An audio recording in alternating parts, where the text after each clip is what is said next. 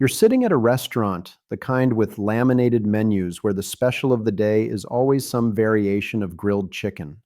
Your friends are laughing, debating appetizers, but your mind is elsewhere, entrapped in a loop. The menu blurs as you calculate the per hour cost of the meal, converting it silently in your head. That's 2 hours of work. When someone suggests ordering a round of drinks, there's a fleeting moment of panic that grips you, a whisper echoing, "Who do you think you are, spending like this?"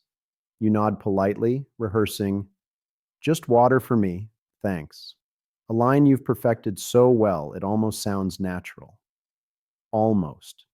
If any of this sounds familiar, congratulations, you're in good company. My name is Ben, and I have spent way too much time unraveling the threads of this hidden rule that seems to bind us. The unspoken agreement that keeps 90% of people broke. But here's where it gets uncomfortable. This isn't about a math problem or an inability to budget. This is about that persistent inner voice that whispers, "You don't deserve this." Now, let me tell you something that might make you squirm. You see, there's a name for this unsettling dance with money.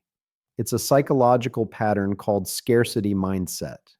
It's the constant background noise in your brain, that urge to check your bank account 12 times a day, even though you know nothing's changed since the last neurotic glance. It's the anxiety that trickles through you when your partner suggests a spontaneous weekend trip, the kind where instead of excitement, you feel a heavy weight settling in your gut. And the worst part, you already know this. Deep down, you recognize that saving money has become your entire personality, a delicate facade like someone who makes being vegan their whole identity. You'll agonize for weeks over spending $30 on something you need, yet throw $300 at an impulsive purchase because I deserve it. This next part is going to sound like I have been reading your diary. It's the quiet shame of pretending you just prefer the cheapest item on the menu, or the embarrassment when you realize you've been scrolling your banking app for 20 minutes, achieving nothing but feeding the cycle of worry. This isn't a character flaw, it's a pattern. The rules were etched in your mind long before you could even recognize them. It's like a secret club membership you never signed up for but can't seem to escape. And as you sit there, pretending to enjoy your friend's conversation, a part of you is quietly devastated by the understanding that this paranoia about money is not just a quirk, it's a trap. But remember, you're not alone in this. Recognition is the first painful step towards seeing the rule for what it truly is, a thief of peace masquerading as prudence. It's more than just a quirk, it's a whole system your mind has unwittingly adopted, a survival mechanism masquerading as caution. This isn't about being bad with money or lacking discipline. It's a psychological pattern known as the scarcity mindset. Your brain was wired for this, taught from an early age to view the world through a lens of lack. This isn't a personal failing, it's an adaptation, a way your mind learned to navigate environments where resources were scarce and the future uncertain. Imagine growing up in a household where money was a constant topic of worry, where you heard whispers about late bills or saw the tension in your parents' faces when you asked for something extra. Those moments etched a script into your psyche, a narrative that said, "There will never be enough." Your brain, doing what it does best, adapted to this reality. It began to measure safety not in terms of opportunity and growth, but in terms of conserving what little you had. It's an evolutionary echo, a relic from times when survival depended on hoarding resources to endure lean seasons. But here's where it gets uncomfortable. The irony is that this scarcity mindset, born out of a need for security, often keeps you trapped in the very cycle it seeks to protect you from. It whispers lies, dressed as caution, convincing you that every potential purchase is a threat to your stability. It's that voice that questions every decision, asking, "Can we really afford this?" even when the numbers say you can. It's the mental ledger that tallies every expense against your worth, leaving you feeling undeserving when you dare to indulge. And the worst part, you already know this. Deep down, there's an awareness that you're caught in a loop, that your mind has become a jailer rather than a protector. It's not just about the money anymore. It's about how you perceive yourself within the confines of these self-imposed rules.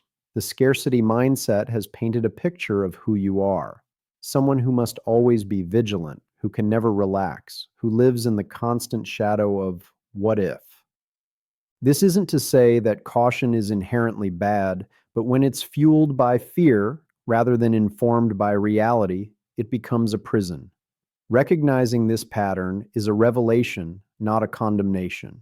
It's the first step toward understanding that these thoughts, these compulsions, aren't immutable laws, but echoes of a past that doesn't have to dictate your future. You're not broken. Your mind has simply been too good at its job, safeguarding you in ways that have become obsolete. In this understanding lies power, the ability to rewrite the script, to choose a narrative not based on scarcity, but on possibility. Picture your brain as a high-tech alarm system, one that never shuts down, constantly scanning for threats, ceaselessly vigilant. This alarm system, your amygdala, doesn't differentiate between a physical threat and the emotional stress of financial insecurity. It's tirelessly on high alert, like a guard dog that's forgotten how to sleep. It sees those $50 expenses not as mere transactions, but as saber-toothed tigers in the bushes. The amygdala sounds the alarm, flooding your body with cortisol, the stress hormone that turns your world into a battlefield where every decision feels like life or death. And this isn't just a momentary reaction, it's a chronic state that rewrites the very fabric of your brain. From early experiences when the lack was a familiar companion, your brain learned pathways that made scarcity its default mode. Cortisol coursing through your veins wasn't just a temporary reaction, it was a constant presence during crucial developmental stages. These hormones, meant to prepare you for short bursts of danger, settled in for the long haul, leaving their mark. Your brain learned to prioritize survival over thriving, short-term vigilance over long-term vision.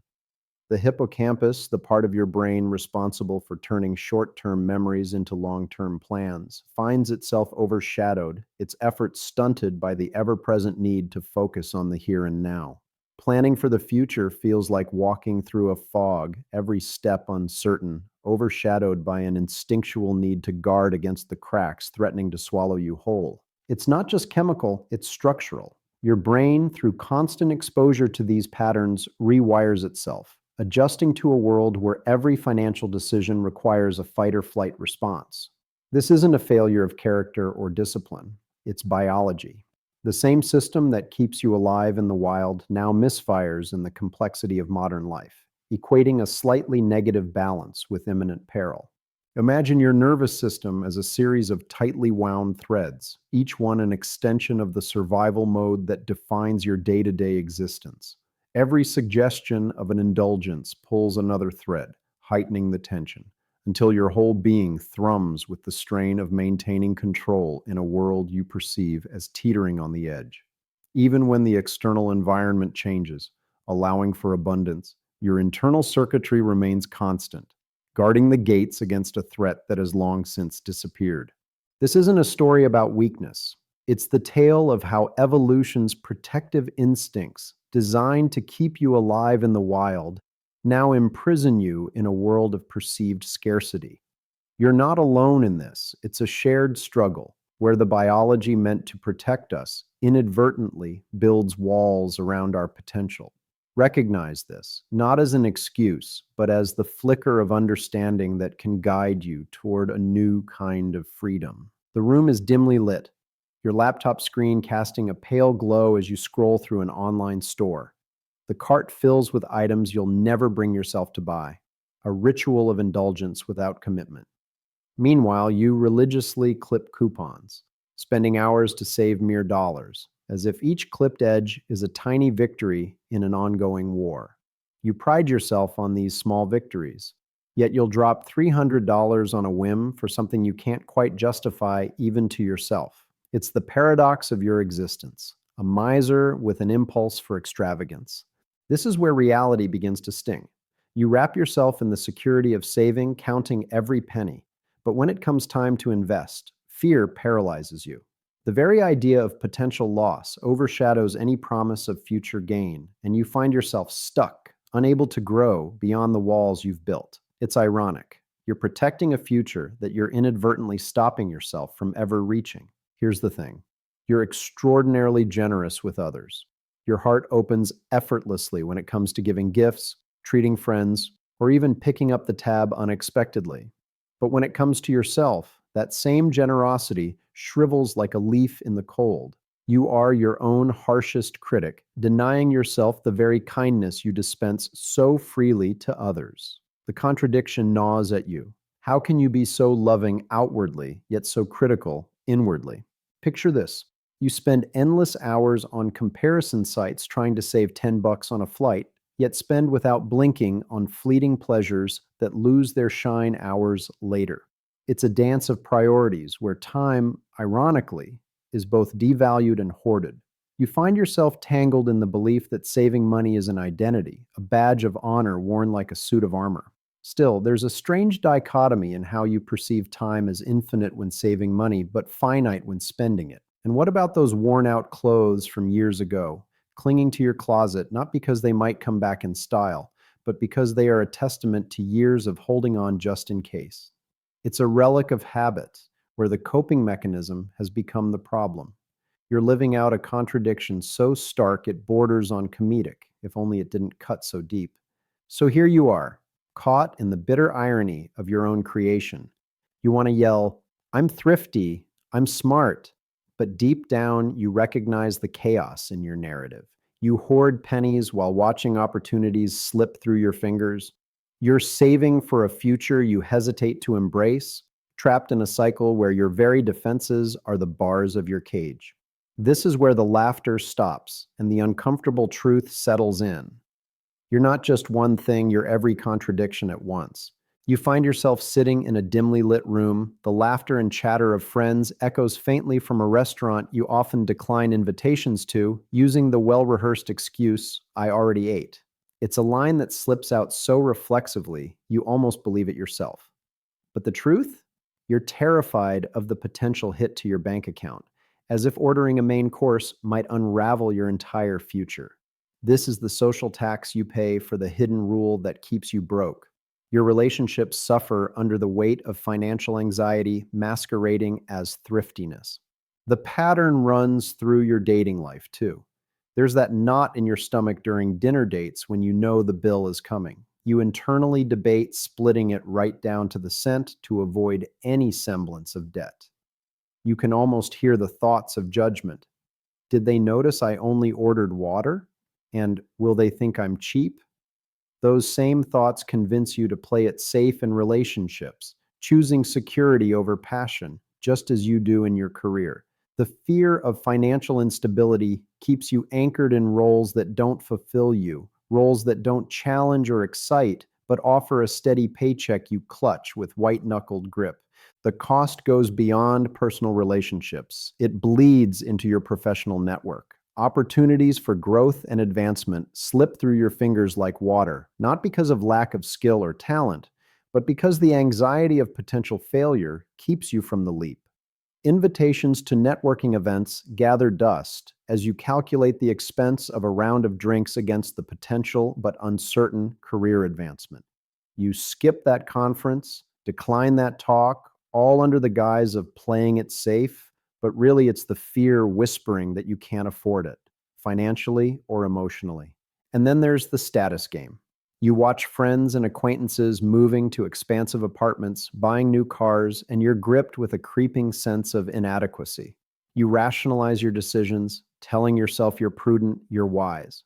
Yet the truth gnaws away at you. You're stuck in a cycle of comparison where the rule isn't to excel, but to not fall behind.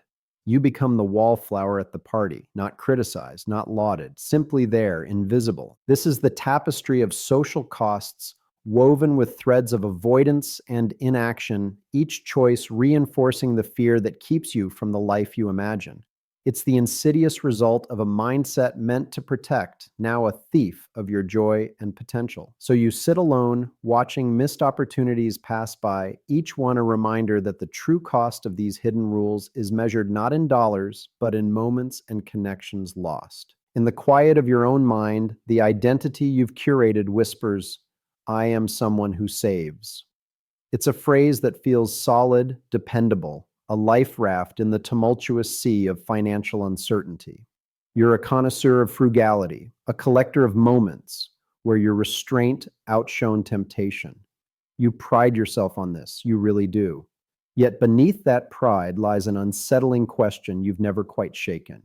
Who would you be without this vigilance? It's as if your entire self image is wrapped up in these moments of saying no rather than yes. You've watched as generational patterns flowed through your family like an unyielding river. Your grandparents, who grew up during the Depression, passed down tales of scarcity and survival. Your parents, caught in the economic chaos of the 70s, preached the gospel of saving. Their voices echo in your head, guiding your choices, shaping your identity. Be prepared, they warned, because you never know what could happen. And so, security became not just a goal, but the very essence of who you are. This vigilant preparation became your shield and sword, a double-edged weapon forged in the furnace of necessity. You've honed skills of resourcefulness, gratitude for every small saving, and a heightened awareness of risks others might overlook. These attributes, born from a well-meaning place, have been your survival tools. You've turned budgeting into an art form and can make a dollar stretch in ways that seem almost miraculous to others. Yet, this vigilance, this tireless policing of your own impulses, shapes not just your actions, but your very self. But here's where it gets uncomfortable. The very practices that saved you have also begun to limit you. The resourcefulness that once felt empowering now feels restrictive. The gratitude that provided solace now binds you to a narrative that refuses to evolve. In some moments, you even resent the identity that has been your safe harbor for so long. The fear of losing this identity, however, is paralyzing. It's as if letting go might unravel the very fabric of your being. And there's an irony in how the emergency fund you've built, the one you stroke lovingly like an emotional support animal in times of distress, is a testament to your success, yet a constant reminder of your ever-present anxiety. The relief it provides is intertwined with a persistent dread. What if it's not enough? Who are you if not the person always prepared for the worst? You might catch a glimpse of something else now, a fleeting thought of liberation, of what it might feel like to redefine this identity. But then, like a ghost, it disappears, leaving you with the familiar weight of vigilance. You're left with a quiet devastation, a realization that this is not just what you do, it's who you are. You find yourself sitting there, staring at the same flickering screen, the familiar glow illuminating your face. Your bank account app is open, devoid of any changes since the last time you checked it, just 10 minutes ago. The numbers are etched into your mind, a silent chant of security you cling to. Yet, there's a small part of you whispering in the quiet of this moment, wondering why you can't let go. Why this compulsion to monitor your financial pulse feels like a lifeline.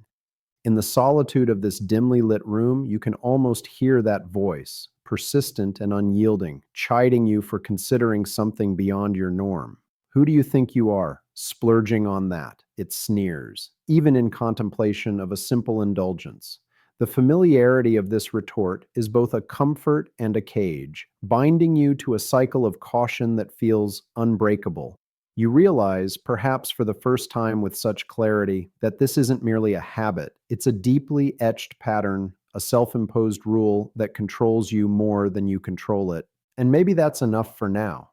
Maybe just acknowledging the existence of this quietly tyrannical script is a step towards understanding why it has such power over you. There's a certain solemnity in this recognition, a bittersweet acceptance that this pattern is stitched into the fabric of who you are. It's not about the specifics of dollars and cents, but the underlying orchestration of self-worth tied so intimately to your financial vigilance. And as you continue to sit, you start to unravel the strands of this complex weave.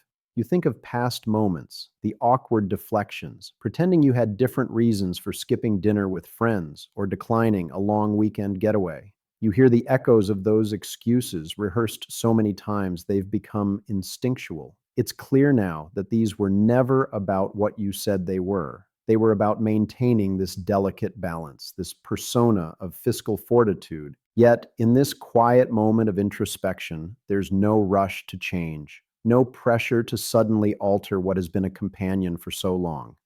Change feels distant, like a horizon you're not quite ready to reach for. Instead, there's simply this: an understanding, a naked truth that explains so much of your choices. And maybe right now, that's all right. Maybe just sitting with this newfound awareness is enough of a challenge. As the minutes pass, the room remains still, and so do you. The weight of realization settles softly around you, a reminder that unseen rules often govern us in the shadowed corners of our minds. You close your eyes, breathe in deeply, and for the first time, feel the quiet devastation of recognition.